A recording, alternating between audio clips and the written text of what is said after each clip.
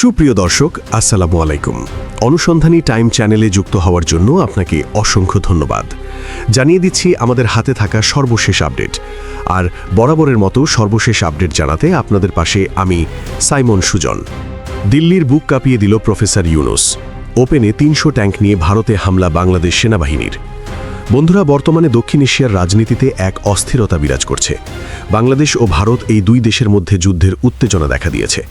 সম্প্রতি বাংলাদেশের প্রধান সমুদ্র বন্দরে নোঙর করেছে বিশাল এক কার্গো জাহাজ। আর সেই জাহাজ থেকে একে একে নামানো হচ্ছে চীনের তৈরি ৩০০টি অত্যাধুনিক কাস্টমাইজড যুদ্ধ ট্যাঙ্ক, যেগুলোকে চীনের তৈরি অত্যাধুনিক VT-5 মডেলের যুদ্ধ ট্যাঙ্ক। আর এই খবরটি দাবানের মতো ছড়িয়ে পড়তেই দিল্লির সাউথ ব্লকে শুরু হয়েছে জরুরি তৎপরতা। শুধু ভারতেই নয়, এটা নিয়ে দক্ষিণ এশিয়ায় ব্যাপক আলোচনা হচ্ছে। প্রশ্ন উঠেছে, হঠাৎ কেন এত বিপুল সংখ্যক বিধ্বংসী যুদ্ধাস্ত্র বাংলাদেশে নিয়ে আসা হচ্ছে? তবে কি চীনের এই সামরিক চালের আসল লক্ষ্য ভারত? বাংলাদেশ ও ভারত উভয় কি যুদ্ধে জড়াতে পারে, নাকি সীমান্তে বড় কোনো যুদ্ধ লাগার সম্ভাবনা রয়েছে? আজকের ভিডিওটিতে জানবেন এমন সব তথ্য যা মিডিয়ায় আপনি কখনোই শোনেননি, এমনকি অনেক টিভি চ্যানেলও এগুলো প্রকাশ করতে ভয় পায়। তাই ভিডিওটি শেষ পর্যন্ত অবশ্যই দেখুন, কারণ এই ভিডিওটি শেষে লুকিয়ে আছে এমন কিছু তথ্য যা আপনি অন্য কোনো জায়গায় পাবেন না। তাই ভিডিওটি মনোযোগ সহকারে একদম শেষ পর্যন্ত দেখতে থাকুন। তো চলুন শুরু করা যাক। বন্ধুরা, নির্ভরযোগ্য কিছু সূত্র থেকে দাবি করা হচ্ছে, বাংলাদেশের বন্দরে সম্প্রতি চীনের তৈরি অন্তত ৩০০টি টাইপ ১৫ বা VT-5 থার্ড জেনারেশন ট্যাঙ্ক এসে পৌঁছেছে। আর এই যুদ্ধ ট্যাঙ্কগুলো কোনো সাধারণ যুদ্ধ ট্যাঙ্ক নয়, এগুলোকে বিশেষভাবে তৈরি বা কাস্টমাইজড করা হয়েছে। বিশেষ করে দক্ষিণ এশিয়ার নদীমাতৃক এবং কর্দমাক্ত ভূখণ্ডের কথা মাথায় রেখেই এই যুদ্ধ ট্যাঙ্কগুলোকে স্পেশালভাবে তৈরি করেছে চীন। প্রত্যক্ষদর্শীদের বর্ণনা অনুযায়ী বন্দর এলাকার নিরাপত্তা ব্যবস্থা ছিল নজিরবিহীন, কারণ পৃথিবীর কোনো দেশই চায় না যে তাদের গোপন অস্ত্র পৃথিবীর অন্য কোনো দেশ দেখুক বা কোনো শত্রু দেশের চোখে পড়ুক। আর এ কারণে হয়তো এত কড়া নিরাপত্তা এবং গোপনীয়তা বজায় রাখা হয়েছে। সাধারণত কোনো দেশ তাদের প্রতিরক্ষা ব্যবস্থা শক্ত করার জন্য অস্ত্রশস্ত্র ক্রয় করে থাকে, কিন্তু একসাথে ৩০০টি ট্যাঙ্ক আসার ঘটনাটি আন্তর্জাতিক সমর বিশেষজ্ঞদের নজর কেড়েছে। ভারতের শিলিগুড়ি করিডোর বা চিকেন নেকের খুব কাছেই এই বিশাল ট্যাঙ্ক বহরের উপস্থিতি ভারতের জাতীয় নিরাপত্তার জন্য কতটা হুমকি তৈরি করেছে তা এখন মূল আলোচনার কেন্দ্রবিন্দু। কারণ ভারত কখনোই চাইতো না যে বাংলাদেশ সামরিক খাতে এতটা উন্নতি করুক বা বাংলাদেশ আরও শক্তিশালী রাষ্ট্রে পরিণত হোক। এখন প্রশ্ন হলো, এই কাস্টম ট্যাঙ্কগুলো কতটা শক্তিশালী? সামরিক বিশ্লেষকদের মতে চীন তাদের এই ট্যাঙ্কগুলোকে মাউন্টেন উলফ বা পাহাড়ের নেকড়ে বলে থাকে, কারণ এগুলো ভারতের পাহাড়ি অঞ্চল বা বাংলাদেশের নরম মাটিতে দ্রুত চলতে সক্ষম। এবং এই যুদ্ধ ট্যাঙ্কগুলো খাড়া এবং ঢালু পাহাড়ে খুবই দ্রুত উঠতে এবং নামতে সক্ষম। এতে রয়েছে ১২৫ মিলিমিটার স্মুথ বোর গান, যা নিমিষেই শত্রুর বাংকার গুঁড়ে দিতে পারে। এই ট্যাঙ্কগুলো শুধু গোলা বারুদ নয়, বরং দূরপল্লার মিসাইলও ছুড়তে পারে। অর্থাৎ এই ট্যাঙ্কগুলোকে বিভিন্ন কাজে ব্যবহারের উপযোগী হিসেবে তৈরি করা হয়েছে। এক কথায় বলা যায় যে বাংলাদেশের জন্য আদর্শ এই যুদ্ধ ট্যাঙ্কগুলো। যদি এই ৩০০ যুদ্ধ ট্যাঙ্ক সীমান্ত বরাবর মোতায়েন করা হয়, তবে ভারতের পূর্ব সীমান্ত রক্ষা করা সেনাবাহিনীর জন্য এক বিশাল চ্যালেঞ্জ হয়ে দাঁড়াবে।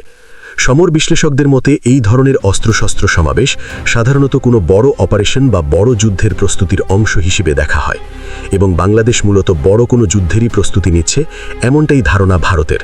এবং ভারতও কিন্তু সীমান্তে তাদের যুদ্ধাস্ত্র মোতায়েন করছে মূলত বাংলাদেশকে টার্গেট করেই। তবে ভারতের যেটি সবচেয়ে বড় দুশ্চিন্তা, সেটি হলো বাংলাদেশের ভৌগোলিক অবস্থান।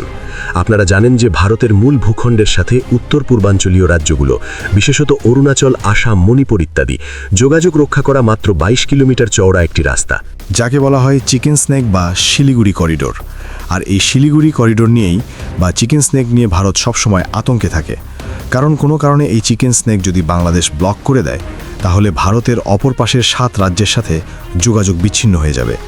আর যদি বাংলাদেশের অভ্যন্তর থেকে বা সীমান্ত থেকে ৩০০টি চীনা ট্যাঙ্ক এই করিডোর লক্ষ্য করে এগিয়ে আসে, তবে মাত্র কয়েক ঘন্টার মধ্যে ভারত তার ৭টি রাজ্য থেকে বিচ্ছিন্ন হয়ে যেতে পারে। চীনের এই ইস্টিং অফ পালস বা ভারতকে চারদিক থেকে ঘিরে ফেলার যে নীতি, এই ৩০০ ট্যাঙ্কের আগমন কি তারই অংশ?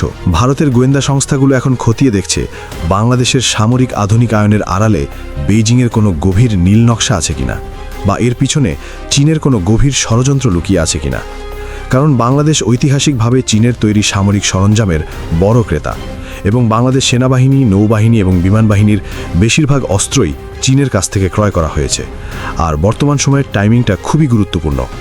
বাংলাদেশের সরকার পরিবর্তন এবং পরবর্তী অস্থিরতার মধ্যে ভারতের সাথে সম্পর্কের যে টানাপোড়েন তৈরি হয়েছে, তাতে কি চীন সুযোগ হিসেবে ব্যবহার করছে? এটাই অনেকে মনে করছে। আন্তর্জাতিক সম্পর্ক বিশ্লেষকরা বলছেন, চীন চাইছে বাংলাদেশকে ব্যবহার করে ভারতের উপরে চাপ সৃষ্টি করতে। ভারতের 3 দিকে যদি চীন তার মিত্র দেশ দিয়ে শক্তিশালী সামরিক বলয় তৈরি করতে পারে, তবে যুদ্ধের সময় ভারতের মনোযোগ 4 দিকে বিভক্ত হয়ে যাবে। আর এ সুযোগে কি চীন অরুণাচল বা লাদাখের বড় কোনো পদক্ষেপ নেবে? আর 300টি ট্যাঙ্কি কি কেবল শুরু, নাকি এর পিছনে আরও বড় কোনো চালান আসছে? কারণ চীনের কাছ থেকে শুধু 300টি যুদ্ধ ট্যাঙ্ক নয়, বরং আরও অত্যাধুনিক ফাইটার জেট ক্রয় করবে বাংলাদেশ। মূলত চীনের জেটেন্সির ডেলিভারি পেতে চলেছে বাংলাদেশ। তবে ভারতও কিন্তু চুপ করে বসে নেই। সীমান্তে চীনা ট্যাঙ্কের খবর পৌঁছানোর পরপরই ভারতীয় সেনাবাহিনী তাদের 90টি ভীষ্ম ট্যাঙ্ক বহরকে পূর্ব সীমান্তে সরে নিতে শুরু করেছে। সীমান্তে বাড়ানো হয়েছে ড্রোন নজরদারি থেকে শুরু করে সামরিক তৎপরতা। স্যাটেলাইট ইমেজের মাধ্যমে প্রতিটি মুহূর্তের মুভমেন্ট ট্র্যাক করছে ভারত, এবং ভারতীয় সীমান্ত প্রতিরক্ষা বাহিনী সর্বদা নজর রাখছে বাংলাদেশের উপরে, এবং সীমান্তের প্রত্যেকটি মুভমেন্ট ভারত খুব সুন্দরভাবে পর্যবেক্ষণ করছে। ভারতের ডিফেন্স এক্সপার্টের মতে ভারতের এয়ারফোর্স বা আইএফ এ পরিস্থিতি মোকাবেলায় প্রস্তুত রয়েছে। ইতোমধ্যে বাংলাদেশ সীমান্তের আশেপাশে বিশেষ করে হাসিমারা এয়ারবেজে রাফেল এবং সুখে যুদ্ধবিমানগুলোকে মোতায়েন করা হয়েছে। প্রায় 50টিরও বেশি যুদ্ধবিমান বাংলাদেশ সীমান্তের আশেপাশে মোতায়েন করেছে ভারত, এবং বিমান ঘাঁটিগুলোতে বিপুল পরিমাণে রসদও মজুত করেছে ভারত। মূলত কোনো দেশ অন্য কোনো দেশের উপরে আক্রমণ করার জন্য মূলত এত বিপুল পরিমাণ অস্ত্রশস্ত্র মজুত করে সীমান্তে। এর আগে আমরা দেখেছি যখন রাশিয়া ইউক্রেনে হামলা করছিল, ঠিক তার 1 বছর আগে থেকেই তারা সীমান্তে বিপুল পরিমাণে অস্ত্রশস্ত্র মজুত করছিল এবং যুদ্ধের মহড়া দিচ্ছিল। তারপর হঠাৎ করে ইউক্রেনে আক্রমণ করে বসেছিল রাশিয়া। ঠিক সেম পরিস্থিতি এবার তৈরি হচ্ছে বাংলাদেশ সীমান্তেও। ইতোমধ্যেই কিন্তু ভারত তাদের সীমান্তবর্তী এলাকায় টহল শুরু করেছে, সামরিক উপস্থিতি বৃদ্ধি শুরু করেছে। সবকিছু মিলিয়ে বলা যায় যে বাংলাদেশকে দ্বিতীয় ইউক্রেন বানানোর চেষ্টা করছে ভারত। আবার আরেকদিকে ভারতের পাশে রয়েছে কিন্তু রাশিয়া। রাশিয়া সবসময় ভারতকে সাপোর্ট করছে, এবং রাশিয়ার যত অত্যাধুনিক অস্ত্রশস্ত্র রয়েছে সবকিছুই ভারতকে দিচ্ছে রাশিয়ার প্রেসিডেন্ট ভ্লাদিমির পুতিন। জ্বালানি তেল থেকে শুরু করে যুদ্ধ ট্যাঙ্ক থেকে শুরু করে সকল প্রকার মিসাইল সবকিছুই ভারতকে দিচ্ছে রাশিয়া। কারণ রাশিয়া ও ভারতের সম্পর্ক অনেক পুরনো, এবং ভারত বাংলাদেশের চেয়ে অনেক বড় বাজার রাশিয়ার কাছে। আর এ কারণে রাশিয়া ভারতের উপরে ভরসা করছে এবং ভারতের কাছে অস্ত্রশস্ত্র বিক্রি করছে। ইতোমধ্যেই বাংলাদেশের সীমান্তবর্তী এলাকায় ভারতের সেনা উপস্থিতি ব্যাপক হারে বৃদ্ধি করেছে ভারত সরকার। সেই সাথে ভারী অস্ত্রশস্ত্র মজুত করছে বাংলাদেশ সীমান্তের আশেপাশে। সবকিছু মিলিয়ে বলা যায় যে ভারত ও বাংলাদেশের মধ্যে যুদ্ধের একটা গভীর উত্তেজনা তৈরি হয়েছে। যে কোনো সময় বাংলাদেশে আক্রমণ করতে পারে ভারত, এমনটাই মনে করা হচ্ছে। তবে ভারত যদি কোনো কারণে বাংলাদেশে হামলা করে বা আক্রমণ করার চিন্তাও করে, তাহলে বাংলাদেশও কিন্তু চুপ করে বসে থাকবে না। বাংলাদেশের 16 কোটি মানুষ ভারতকে মোকাবেলা করবে। সুপ্রিয় বন্ধুগণ, এ বিষয়ে আপনার মতামত কি তা অবশ্যই আমাদেরকে কমেন্ট করে জানাবেন, এবং আরও এমন ভিডিও পেতে এখনই আমাদের চ্যানেল অনুসন্ধানী টাইমকে সাবস্ক্রাইব করুন এবং পাশে আসা বেল বাটনে ক্লিক করুন। তো দেখা হচ্ছে পরবর্তী ভিডিওতে। ততক্ষণ পর্যন্ত সুস্থ থাকবেন, ভালো থাকবেন। আল্লাহ হাফেজ। Take care.